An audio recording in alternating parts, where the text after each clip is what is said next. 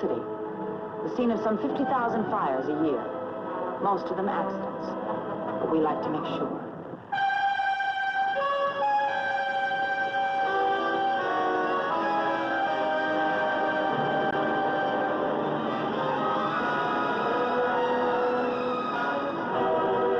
At this warehouse fire, a clue was found by the firemen on the scene. A homemade fuse, delayed action type. Very crude and very effective. Smells strongly of turpentine. Conclusion? This fire was no accident.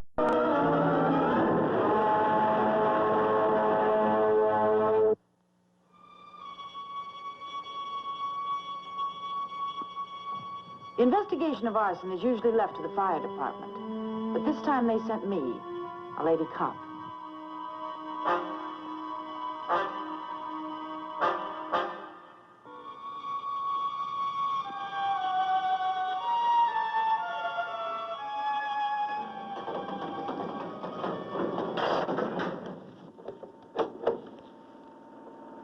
There's a lot of excitement around here this morning. What about? We had a fire in the warehouse last night. Ruined all the stuff. Did you see it?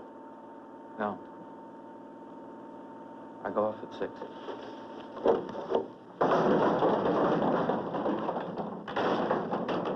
Third floor. It's down the corridor and to your left.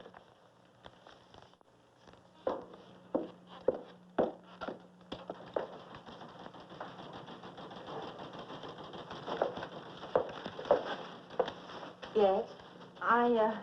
I'm Betty Sherwood. I was sent by the Century Employment Agency. You can go in now. Thank you. The department always has a special reason for assigning a policewoman to a case. I didn't like that reason.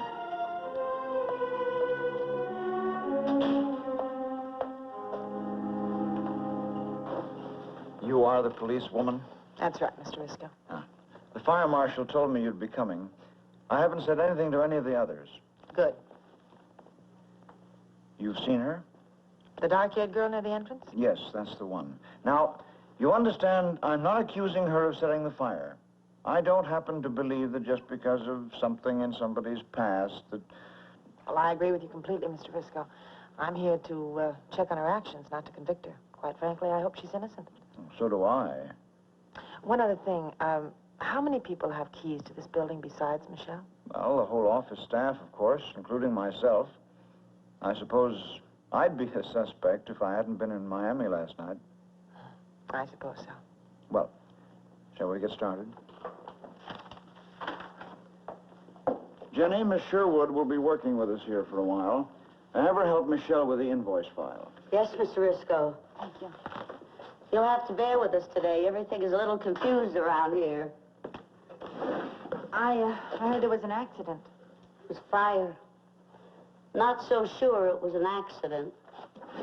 Would you like to see $100,000 worth of ashes? There's a passageway to the warehouse in the corridor. No, thanks. I don't like any part of fires. Most normal people don't. Fire department called me last night. They want to know Mr. Risco's address in Miami. It's a good thing I was home. Do you live nearby? Bayshore, Long Island. I'm one of those 90-minute commuters. Michelle, this is Betty Sherwood. She's going to help you with the invoice file.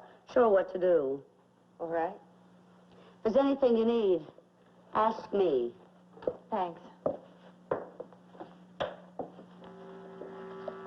This was the main reason for my assignment. Michelle Holland, age 27, former patient at the state mental hospital. You been here long? Almost a year. You like it? Mr. Risco's a wonderful boss. Oh, wonderful how?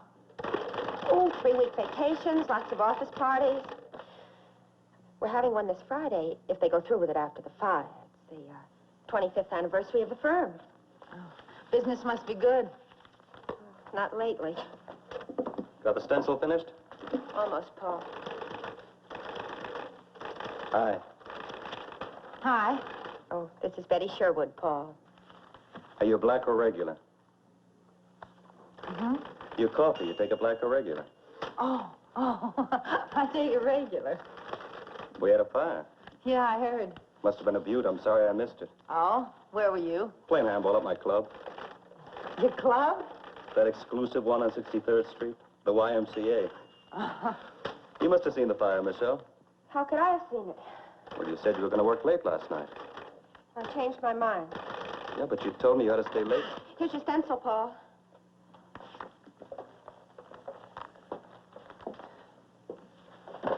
Are there any good places to eat around here?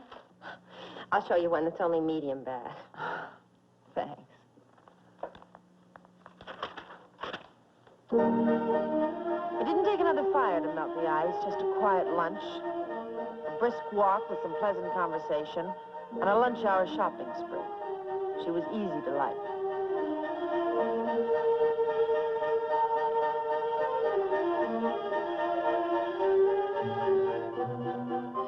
By the time we got back to the office, I met a friend who invited me to her apartment that night.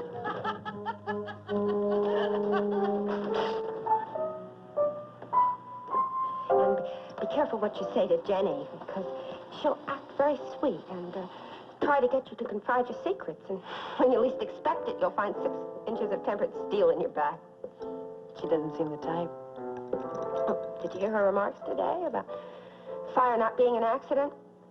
Oh, it was meant for me. Now, what do you care what Jenny says, as long as you can account for your time last night? Well, that's just it. I don't think I can. Well, where were you last night? I worked in the office till about 7 o'clock. I had some filing to catch up with. When I finished, I locked the place up and I took a subway uptown. I had a bite in the cafeteria, the one on 57th Street, and then I went to a concert at Carnegie Hall. Did anybody see you there? Absolutely nobody. Did you have a cancel ticket? I threw it away. Well, what was playing at the concert, Michelle? Vladimir Perevsky, he's appearing with the Philharmonic this week. Oh, I don't think you have anything to worry about. Oh. Jenny really thinks I started the fire. Well, why should Jenny single you out for suspicion? It's not hard to figure out. She knows I was a patient in a mental hospital. I see.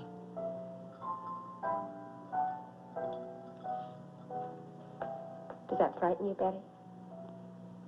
Frighten me? No. Why should it? Why, there are lots of people who need mental help. Yeah, 1 out of 10. Is it 12? Never can remember. Figures don't help much when it happens to you. What did happen to you?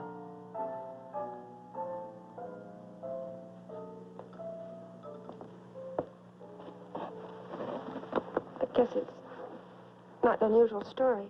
I fell in love with an older man, and the doctor said he was a father image. But he wasn't like my father at all. He was sweet and considerate of me. We talked about getting married. And I guess I believed in him more than anyone in the world. And then I found out it was all a lie. He had a wife and a family in Boston. Just like... Here, cracking open under my feet. It kept falling. Nothing to hold on to. They found me sitting on the floor of my bedroom. I was laughing. And all around me were these beautiful dresses I just pulled from the closet and burned.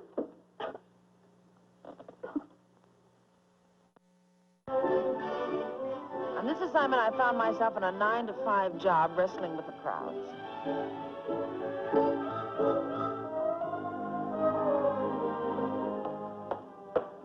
Morning. Come here, Betty. I opened Michelle's drawer to find some paper clips. Look what I found. A can of turpentine and a carton of matches. What's so strange about that? What would she be doing with turpentine and matches? She doesn't even smoke. Does she, Paul? I never seen her smoke. See? Oh, Jenny, I think you're jumping at conclusions. Well, these are things that could wind up in anybody's desk. They didn't wind up in anybody's desk. They wound up in hers. I Who see wants that the that girl bill? is... Come here, Joe. Look what I found on Michelle Holland's desk. What's going on? Do you think she set the fire? Well, I don't like to accuse anybody of anything, but I know something I bet the rest of you don't. What's that? Well, supposing I were to tell you that Michelle was once a patient in a mental hospital. No kidding. Does Mr. Risco know? Sure he knows. But you know how good-hearted he is. He says, so what, as long as she's cured? Well, listen, how do we know she's cured? That girl's a danger to our lives. Why don't we all get together and go to Mr. Risco and demand that he fire this girl? Okay, I mean... Now, wait just a minute. We have... Is the elevator stuck again, Joe?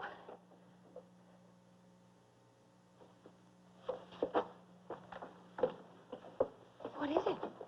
It's these, Michelle. What about them? Oh, you can stop pretending now. We've a pretty good idea of what happened the other night. You listen to me, Mrs. Jenny Kane. I am sick and tired of all your innuendos and accusations. You just keep your nose in your own affairs. My life is my own affair, and I've got a right to protect it. You've no right to touch other people's property. What's all the racket? Come here and look for yourself, Mr. Risco.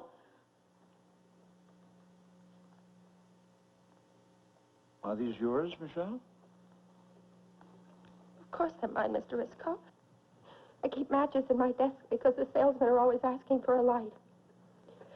And I bought the turpentine when I was painting my apartment. It's not even open. Half full. Well, somebody else must have opened it. I never did.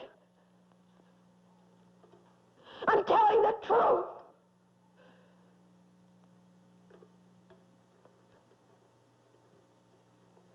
Doesn't anyone believe me? Paul?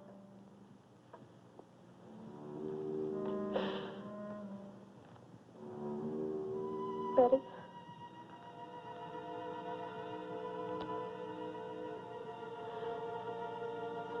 Mr. Risco. I'm sorry, Michelle. I don't know what to believe.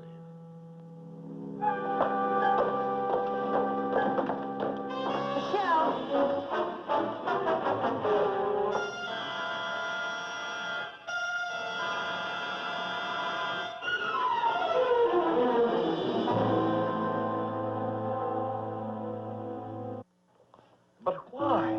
Why should she want to set the place on fire? Well, I'm not sure she did, Mr. Risco, but I do know this much. If she did, there was a very good reason. Something that sparked a lot of old hatred. But what could it be? She's always seemed happy in her work. I paid her well. Has she had any, love affairs lately? How should I know? Perhaps in the office with an older man? You're not implying... Don't get upset, Mr. Risco. It's just that we like to look under every stone. I assure you that I've had nothing whatsoever to do with Michelle on a personal basis. Ever. I'm a happily married man. Thanks. Miss Jones, Yes. are you going to arrest her? Well, I think that may be a little premature. You realize, of course, that I'm going to have to let her go. My other employees demand it. That's entirely up to you, Mr. Risco. But I suggest you wait a few days. May I ask why? Well, there are 4 other people who have keys to this building besides Michelle. They all have alibis for the night of the fire. I like to check alibis, Mr. Risco. It's a hobby of mine.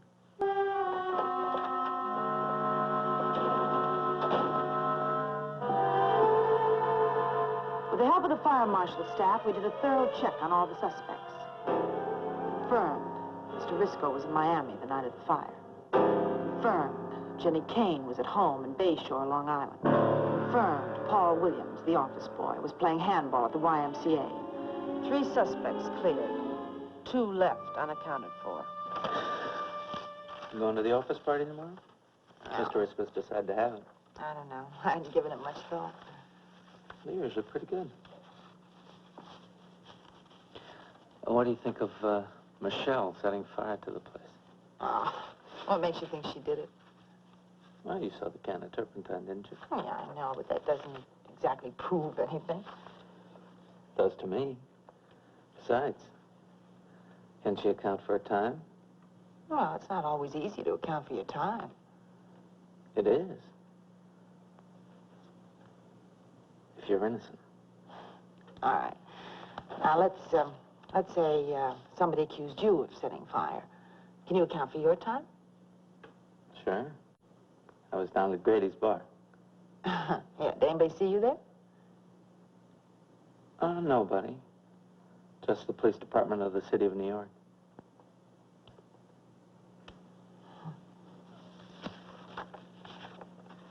Can you keep a secret? Yeah, sure, you can trust me, Joe.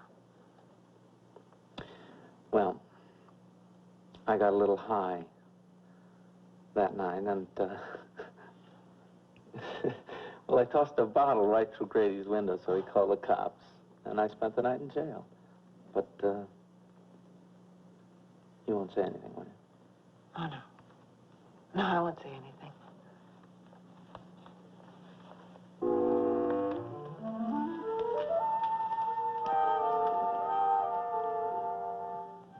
The police blotter proved that Joe was arrested the night of the fire. Time of arrest, 8:53 p.m. 7 minutes before the fire broke out. But suppose he used a delayed action fuse. Got to Grady's bar, smashed the window before the fire broke out. Impossible, Casey. Why? I saw this fellow when they brought him in. He was so polluted you could hardly stand near him. It would take 3 hours of concentrated drinking to get that stewed. And I mean concentrated.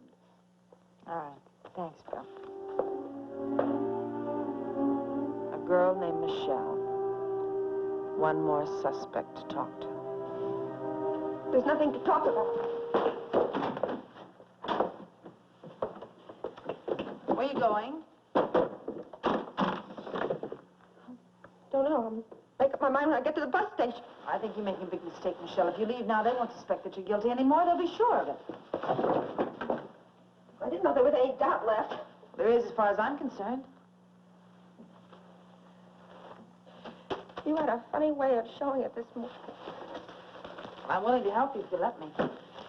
How? Well, let's go over everything you did that night you left the office. The supper, the concert, the way you came home. Maybe some way we'll find a clue to your alibi. There's no way to prove it. I told you that. Michelle, Will you please go away and leave me alone? Michelle, Go away!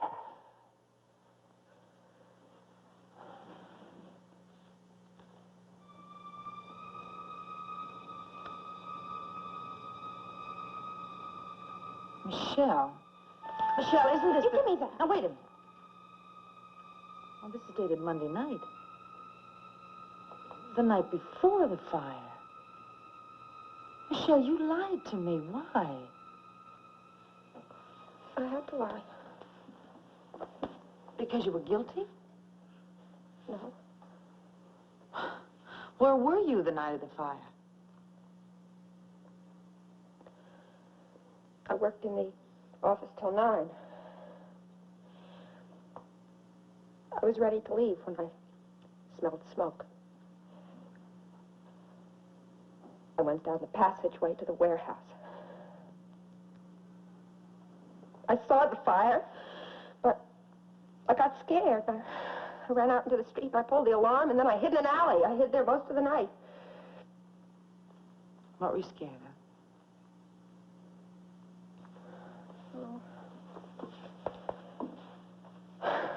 You never came out of a mental hospital trying to adjust. You get a job and, everything's great for a while. And then they find out. And you know when they do. They start looking at you in a funny way. And then something happens, like a coat is missing or money is lost. You know, the first one they'll blame is you. I had to make up an alibi. I just had to. I understand, Michelle. I didn't want to lie to you, Betty. Honest, I didn't. But I know how people think about mental illness. I've been hurt so many times. They'd only understand that it is an illness, like Mr. Risco's liver trouble or Joe's diabetes, that People can be cured. What'd you say? People can be cured. No, wait, before that. Something about... Did you say Joe had diabetes? Mm-hmm. Are you sure of that? Mm-hmm. I've seen him giving himself those insulin shots. Michelle, I don't think you're going to have to run away. I think I can promise you that. What do you mean? I'll see you tomorrow. Well, What are you going to do? Well, I'm going to go home and get a good night's sleep. You do the same. Tomorrow we're going to go to an office party.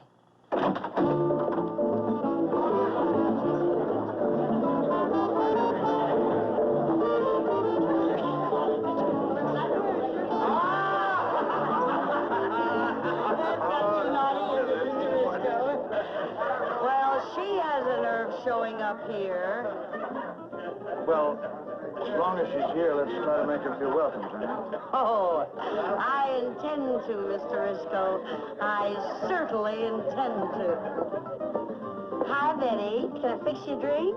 No, thanks. I brought my own supplies. Oh. Did you bring your own supplies, or shall we send out for some turpentine? You wait here. Hi, Betty. Hi, that's fancy footwork, Paul. Well, how's everything going, Miss Sherwood? Oh, it's going along just fine, Mr. Risco. It's just about all wrapped up. Hi, Joe. Hi. Want to say something good? Oh, no, I've got something better than that, just for you and me. Sounds interesting. Come on.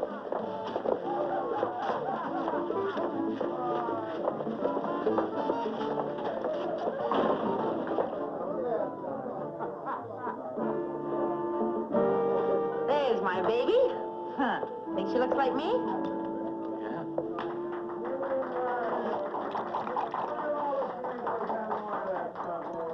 You can see the resemblance. Come on, chug a luck. Thanks.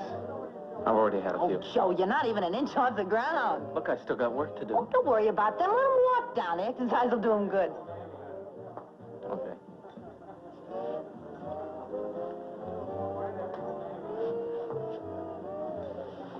That's good stuff. Oh, Joe, you didn't even touch it. Come on, I want to see you get high. I want to see you get real high. I'm not in the mood now. Don't be an old party poop. What are parties for? You know, I bet you're great when you're high. What are you scared of, Joe? You've been high before? Yeah. Sure, but I You know, like the night you threw the bottle through Grady's bar? I bet you were as high as a Jupiter that night. Oh, were you, Joe? Or did you just make the policeman think you were high?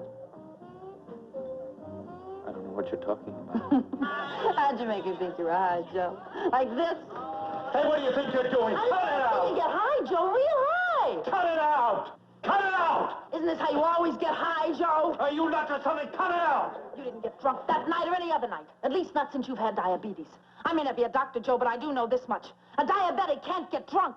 It upsets the sugar balance in the blood. It would have killed you, Joe. Okay, so I can't get drunk. So what? That's right. So you faked a drunk act. You got yourself arrested before 9 o'clock. So the police wouldn't tie you in with a fire. Who put you up to it, Joe? Who paid you to burn down the warehouse? That'll be quite enough, Miss Jones. You're coercing this young man. Shut up, Mr. Risco! Joe. Shut up! If you think that I'm going to take any rap for your lousy insurance claim, you're out of your mind. All right. Get over here, both of you. Don't be alarmed. I'm a policewoman. I'm making an arrest. Oh. The next time you're involved in a crime, leave the detective work to the pros. We saw them with proof, not prejudice. Get me police headquarters, please.